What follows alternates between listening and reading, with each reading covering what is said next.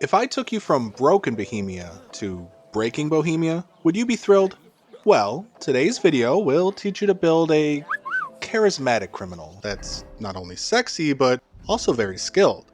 If you follow this guide and avoid getting killed, your fingers will be sticky and your pockets overfilled. Just to get some perspective, this is what you can have and more. So I'm going to show you how to do that. Sound good? All right, let's get into it. Here we are in Easy Riders, about to leave with Hans. If you want a little more information on how this exploit works, watch my last video.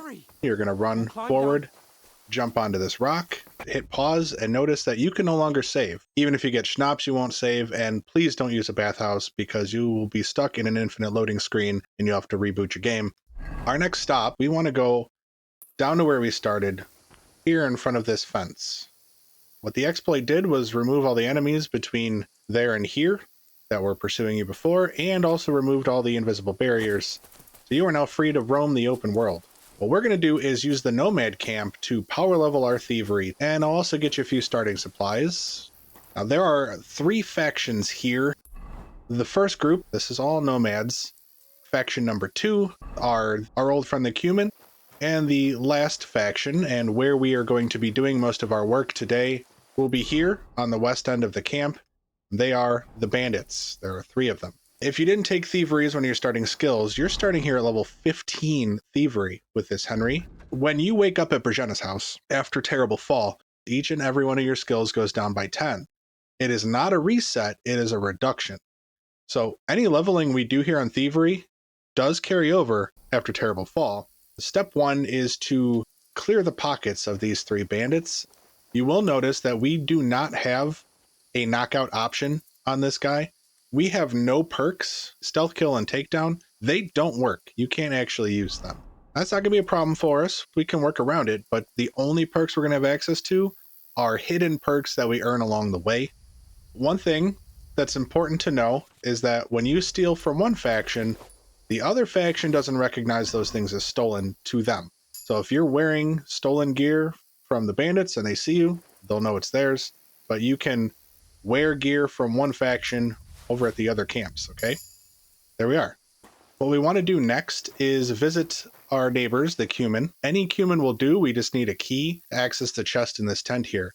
However, I do recommend finding Vasco, which in this case is right here. Vasco has a ring that we're going to want, and then head over to the tent if he isn't already inside the tent. Open up the chest, take everything inside, and then we're going to leave the Cuman camp for now. Let's take our goodies back over to the bandits, and let's take a look at their chest and take everything inside. Equip a torch, the chaperon with brooch, the noble's hood, fastened Waffenrock, the riding gloves, and then the 2 pieces of jewelry you picked up. Okay. This Waffenrock is going to be replaced very soon. We want to head to the east end of the camp. We're going to need a key for the nomad side. The easiest person to get a key from is probably this patrolman here. He goes from one side of the camp to the other, and he takes his sweet time. With key in hand, we're going to head over to a very particular part of the camp. We want to visit Fence Whitebeard. He's eating here with 2 ladies. And then I'll just make a quick note of this person here. She just stands here. However, where she stands is random. Okay, so if she's in a bad spot, feel free to make her move with a rock or something like that. Now you can see we have 18 charisma, and we're going to put that to use to take what's inside this chest right here. Go ahead and open the chest, take everything inside, and then submit for questioning. With charisma, we can actually get her to gift us the contents of that chest. With me? What if you bestowed it upon me as a gift? But think of me when I need some help. The thing we just stole, this burger coat, among a few other items, are not marked as stolen. Another thing you'll notice is that one of these 3 people are going to search the chest. He just looked in there and saw nothing was missing. He is going to proceed to look around the camp, so it is imperative that before you took anything from this chest, you didn't take anything from anywhere else, okay? That needed to be our first crime to guarantee that we don't have an issue here. Let him finish checking the camp out. There are a few people that for sure will not fall for this charisma trick. Mordecai here and Master Tomcat, I do believe that they know a nobleman when they see one. I've done this at 30 charisma. And I've had Mordecai and Tomcat both not believe me. Now that Henry's got his drip, we're going to need items of value so that we can power level Thievery in an efficient way. For that, we need Mikolai here. He is the horse handler, and his stock, which is in this chest right here, has the highest value of anything else in this camp. So we want his stuff. We're just going to want to weasel up behind him, just in range of his pouch. And then we're going to take a quick look and make sure nobody's moving in the area. It's okay if they get up and leave. And it's also okay if they stay and sit. They will not see you do this. Just make sure they're not walking around at the exact moment that you want to pickpocket. And then kneel down. We are after his keys, but also he's got over 400 groschen on him. So probably worth grabbing that as well. We're ready to get some very valuable items indeed. With his chest being here, it can be tricky. Did you lose something here in the daytime? You can see very tricky to get in there. It is possible. You can actually kneel down here and get in there without them noticing you. But we can actually use the same charisma trick before, now that we are a full-on level 30, to just take this stuff. We're just going to walk in, grab it, take it, and then submit to whoever's complaining. Fine.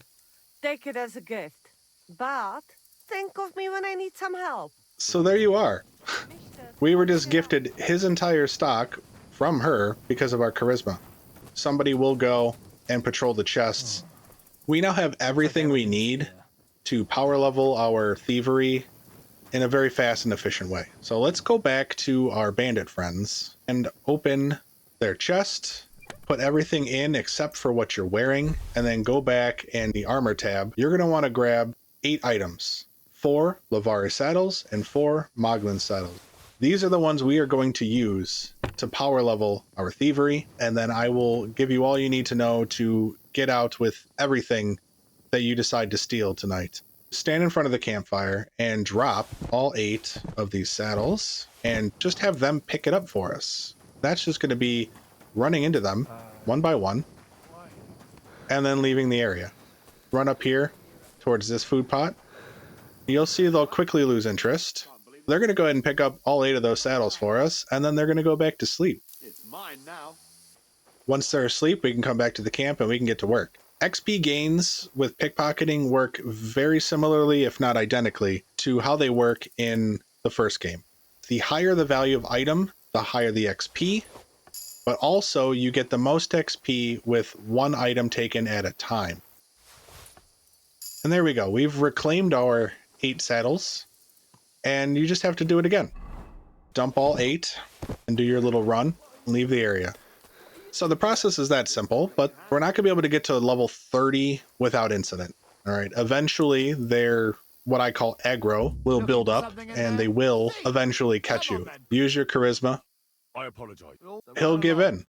Drop whatever progress you've made, save yourself a little time, and then leave. I have abused these guys over and over again, and I have yet to fail the charisma check, even after 10 failures on the same guy. If you're getting repeated failures like this, you just need to give them a little time to cool down. What that looks like is just visiting another part of the camp and stealing from someone else for a moment. Fence Whitebeard has some very good stock for us. And once you've cleared out Whitebeard, go ahead and walk over to his chest, which is over here. Give it a quick open. Let's take a look. 41 lockpicks. Whitebeard is a great one, and you're definitely going to want to take a moment to get here. It is full of potions. It could be a little challenging, but this is what I recommend. Go ahead and disrobe. That's going to reduce your overall conspicuousness. And then you're going to want to walk up to this tent against the side here, not too close to the door yet. Crouch down. What are you trying to pull, you? Turn off your torch. Then you're going to want to be walking against here, then move left a little. You'll slip in. However, once we start, they're going to start getting a little suspicious. They're going to hear the noises. So you're going to want to be fast, and then as soon as you grab the things, you just got to leave. So that chest contained a ton of potions. There we go. We've reached level 30, but in truth, this is not the end. You're going to lose 10 levels, and this is going to become 20. You can keep going, despite not being able to see on the UI, and you'll just keep hitting level 30 over and over again. You're going to want to keep tabs on what level you're actually at. If you want to take all of this stuff with you, the fastest way out of here, you're going to want to unequip all your clothes and then get yourself arrested. Instead of asking for forgiveness, we're just going to let the bailiff punish I us. want the bailiff to settle this. That actually sends us to Troskowitz, where the pillory is. We're going to have all our stuff on us. We don't lose our stuff when we're arrested for throwing a stone, but that time passing allowed us to get smelly. And unfortunately, the trough doesn't fix it. So if we were wearing our clothes would be smelly. But you can see the stink goes away once you put clean clothes on. If you want access to your stuff right away when you get back here in Troskowitz for the story, you're going to want to knock down this bird's nest with a rock. It'll survive the transition to the prologue. So you can just unload everything here as you steal it from the tavern and the tailor and everybody else. When you've stolen all you care to steal and you've leveled all you care to level, rejoin the story. Before we hit the road, there's something you should know. If that happens to not work, if for some reason you are up against the log, it just isn't transitioning to the story, go back into the camp, get yourself arrested one more time, outside of Troskowitz. I think it has something to do with getting arrested inside of Troskowitz that causes that bug. Right on back out again, and it should work. Anything you get, groschen-wise, put it on your horse before you do the scene over to Troskowitz. Betty will take whatever you have, no matter how much, to help pay for the meal that she gave you. Okay, so there you go, fellow Henrys. Have fun with it. I don't know when this thing's gonna get patched. You might want to get out there, get yours, get some before it's gone, and come back soon for the next trial by Squire.